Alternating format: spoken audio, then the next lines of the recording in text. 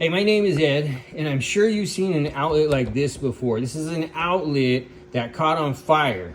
And what happens is the wires in the back, they become loose, they create a spark, and then they burn up.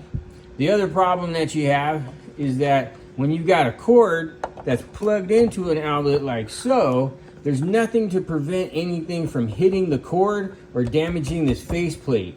And that can happen from a couch running into it, a piano, somebody just being clumsy, but there's a lot of different reasons that this plug will get damaged and this outlet will get damaged. And it's one of the main reasons that there's residential fires in the United States.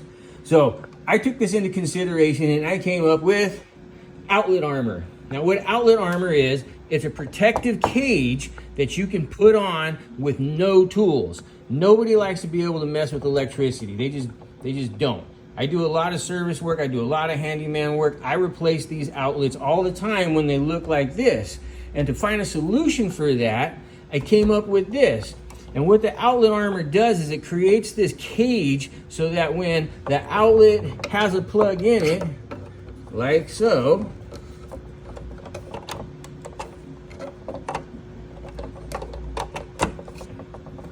it is now protected.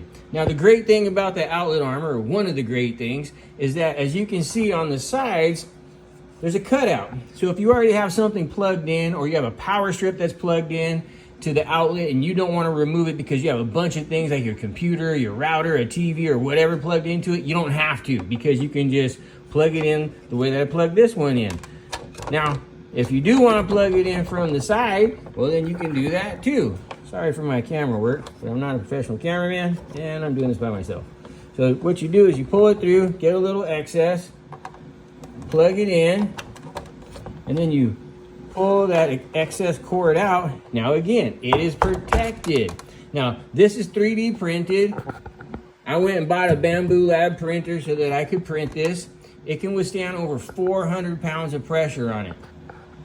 Now there's no tools required, and you install it with these command strips or something similar to it. They're not the perfect size, but these command strips work really well. I have installed these in houses already for different houses that I work on. I do have a provisional patent application filed for it. So you got the side views here where you got ports and ports. And then you could also change what these look like. If you want to make it like a heart and create this pink, or if you want to make this like a Chevy emblem or the Dallas Cowboys star or what have you. Even though I hate the Cowboys, it's a good reference point. Same thing on this side, it's a mirror.